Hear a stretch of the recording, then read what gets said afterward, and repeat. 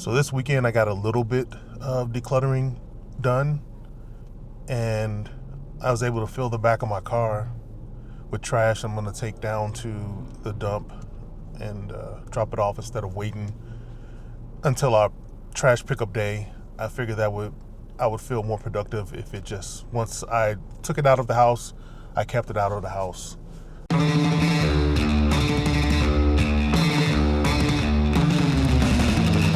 I did a little research on how habits get formed and how they seem to stick.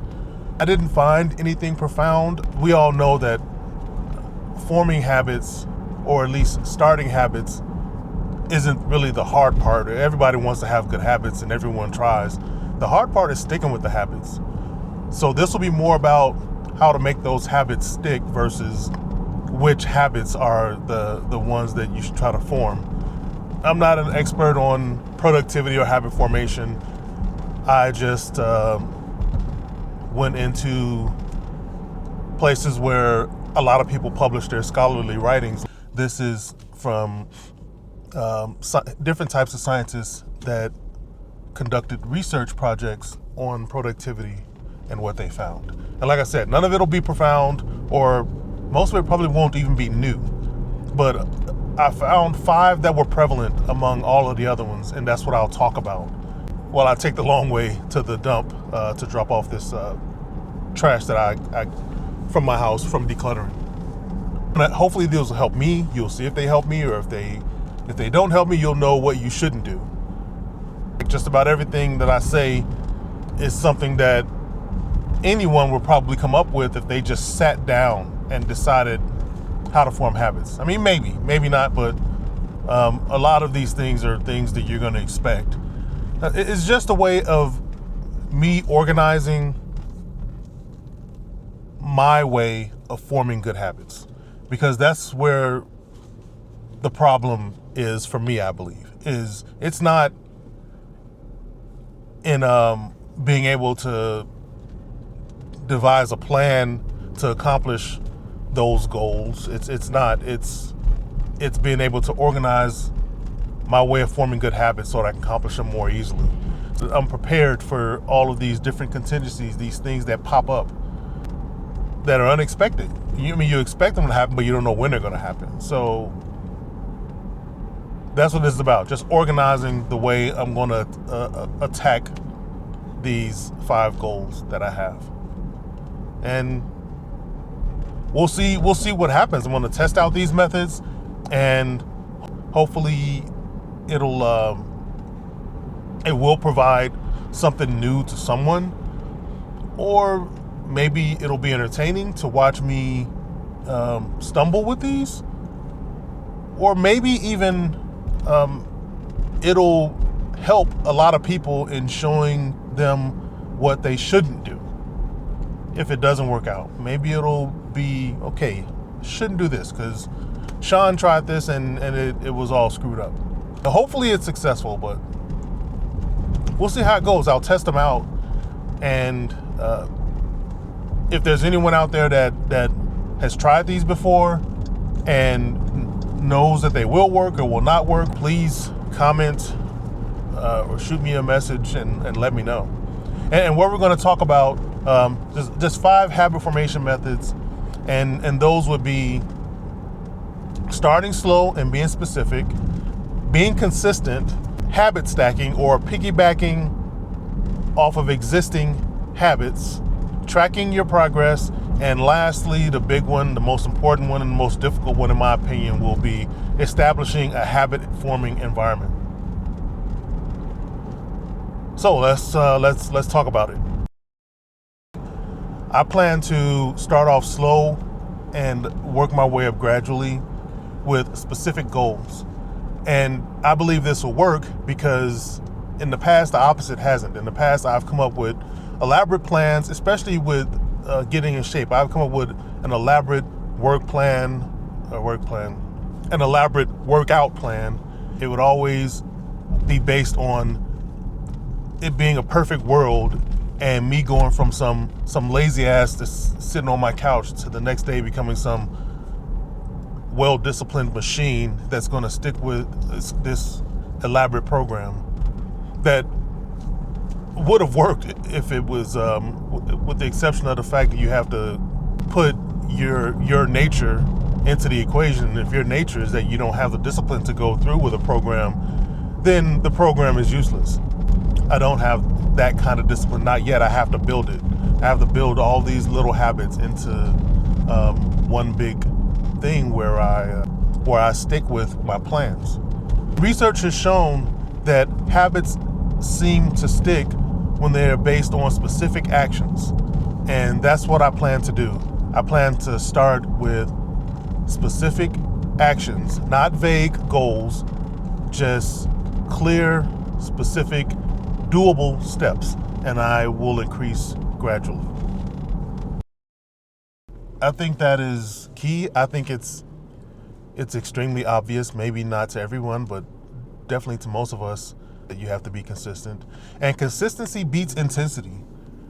And that's where a lot of us make our mistakes. Being consistent with a lot of small steps that are frequent is much more powerful than occasional big efforts. You can try to put in a really great workout every weekend, but if you are putting in a decent workout every day and increasing that, that's going to come out ahead of one or two intense workouts over the weekend. It's just the way it goes. So I plan to test that out, to be consistent. I believe that one will definitely work. It's not, even though I am saying that I'm testing these out, that's one of two that I think are the hardest to achieve. But those are the ones that obviously lead to some sort of progress. I thought I came up with something with this one. I thought this was something that I not necessarily discovered because I saw it in research, but it was something I thought about when I started this whole thing about achieving these 5 goals before I reach age 50, and that's piggybacking off of existing habits. I thought that would be the simplest way to form good habits, was to attach good habits to habits that I already have, other good habits. When I started reading these papers, it was everywhere, and people that have done the research, whether it's a psychologist or sociologist, they call it habit stacking, which sounds better than piggybacking off of existing habits. An example would be that if you need to take certain vitamins every day, plan to take them when you brush your teeth, and have the vitamins sitting there next to your toothbrush, and it'll be a lot easier to remember to take your vitamins if they're sitting right there next to a tool that you use every day to clean your teeth. So that one's pretty cut and dry, and it is the simplest way to form a good habit. I plan to track my progress. I plan to track it by handwriting in a journal, and I'll start that this weekend when the journal, and it's just a plain journal that's easy to throw in my pocket, or it's not tiny, but it's small enough to throw in my pocket or my backpack. When a couple of those arrive, I'll start journaling my progress. And I think handwriting is the best way to journal your progress. There's a lot of other ways to journal your progress, and a portion of your progress you can journal in other ways. It's like you can use multiple methods. Like you can have an app that journals some of your workouts or your meals. Like a lot of people, there's some phenomenal apps out there where you can scan meals. Like if you purchase a meal, or if you purchase like some type of supplement you're taking or some type of juice you're drinking, and you bought it commercially, you can scan it and it'll have all of the calories in the application most of the time. So there's other things you can use to help with the journaling of your progress, with tracking your progress. But I still think that even if you have an app that tracks your workouts or your meals, you should still handwrite your progress, because it's something about handwriting things. You can also use that same journal to write out some of your intrusive thoughts or some of your negative feelings or some of the things that you feel are bothering you or stressing you or giving you some sort of anxiety.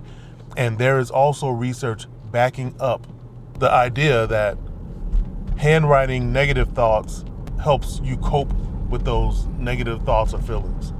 So I'm not saying type them out, and there's also nothing wrong with recording your journal, like you're some kind of Star Trek captain or something like that. Starting off with your journaling with your own personal log, but I think handwriting in a journal should definitely remain the main method of tracking your progress, because science backs it up as having a lot of benefits. And like I said, or I may have said already, I will reference this research in my description, and read it for yourself. It actually is something that you should look into instead of just believing me. Who am I? Look it up for yourself. Establishing a habit-forming environment, a good habit-forming environment. I think that's the most difficult because you have to protect it, and we also don't share our environments. Like, very few of us are an island, and even if you are someone where you're single and you live alone, you still have to share your work environment. You have to share your social environment with other people. Establishing a habit-forming environment and protecting it is difficult based on those facts. You got to make sure you have the support of the other people with whom you share that environment. How do we know that this works? There's so many ways that this has been proven to us. And reading into research, like I said, I'll reference all of that, but if you've been unfortunate enough to be related to or have a friend that has a substance abuse addiction and has had to go into some form of rehabilitation, you know that this method works, because the first thing a rehabilitation center does, or even if you've seen it on a reality show, the first thing a rehabilitation place or a drug counselor at a rehabilitation place, the first thing they do is they take control of that person's environment. That is the very first thing they do. This system works. It undoubtedly works. And I know that a lot of people relapse. A lot of people relapse when they're abusing substances. But when do they relapse? They relapse when they leave that better environment and go back into the environment where they initially started using or abusing the substances. So we can't deny the fact that controlling one's environment helps establish great habits, and you can also protect them. And what I mean by sharing other parts of your environment is work environment, you really can't control that. But when you're watching a game and buddies come over with something that you shouldn't eat or drink, you have to ask for their support. That isn't that nothing is done that derails you. Things like that, things that'll probably annoy, but at the same time, these are people you have to make that request with, which is how it goes. It keeps all of the other ones. It kind of encompasses the other ones, actually. It, like putting I mentioned taking your vitamins or supplements or whatever you have to take, putting that next to your toothbrush. That involves environment. All these other things involves environment. Keeping distractions out so you can remain consistent. All of that is environmental. So you gotta establish that habit-forming environment, and once you establish it, try your best to protect it, to keep it there so that you're not derailed. I am arriving here at the dump. Hey, y'all closed? Good. Yeah, it's just boxes from decluttering the garage. That's it? So, yep, that's it. Okay. That's it. Trash and boxes. Okay. Remember how you do? Is you finna go up there towards number 2, Okay. But instead of making it right, make the left to the little had like some little sky blue garbage cans. Okay. Okay. All right. Thanks. Appreciate it. Sky blue garbage cans.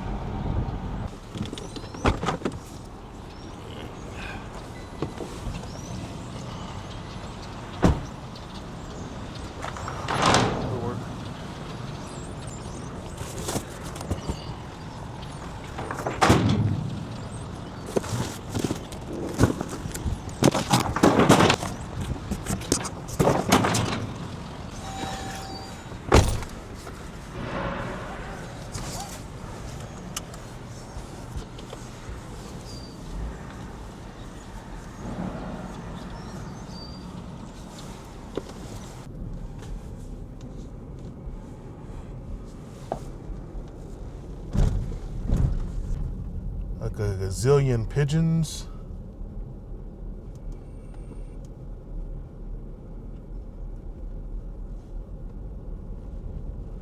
I don't want to, birds and pigeons, wherever they are, I don't want to run them over. They live at the dump. So that's it.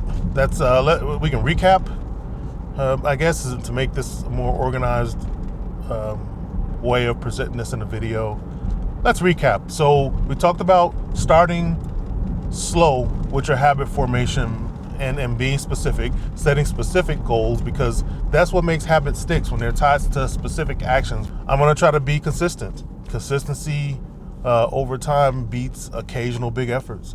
I will try to attach the new habits I want to form with existing habits, and I will track my progress. Journaling seems like it'll be the interesting part. It'll be interesting to journal because once I've been doing it for a while, I can look back and see where I was. And lastly, establish a habit forming environment and try to keep it that way. I don't know. Hopefully these will all work out.